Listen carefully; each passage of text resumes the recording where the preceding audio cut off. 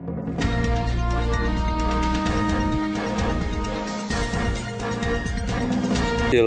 seleksi hari ini gimana Lembang Sportivo? Ya, hari ini kita melakukan seleksi untuk Sportivo. Hari ini kita ada 87 pemain yang datang.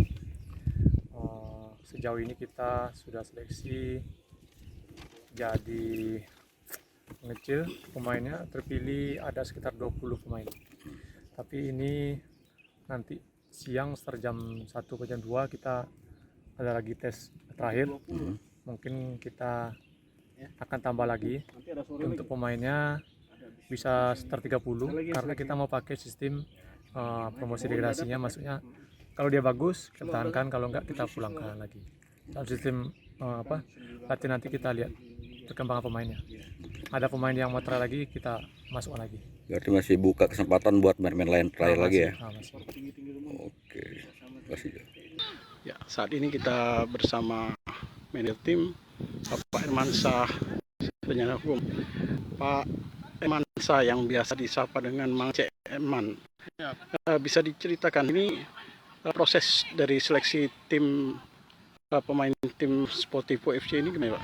Ya, kita nanti kan ini kan julukannya Laskar Anto Banyu ini sebenarnya larinya ke Sriwijaya FC Muda nantinya ke depan. Nah, hasil dari seleksi ini nanti saya tidak tahu ya, kira-kira tim talent nanti akan mengumpulkan berapa orang hasil dari seleksi ini, mungkin 26 atau 30 orang. Nah, ke depan itu tetap kita adakan promosi dan degradasi.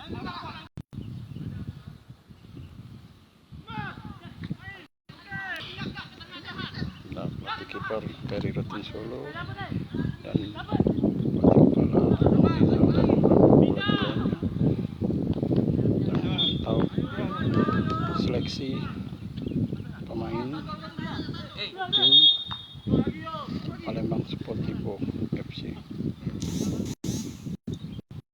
di lapangan Stadion City Bandung. Ya. Ini merupakan bagian dari 87 pemain yang mengikuti seleksi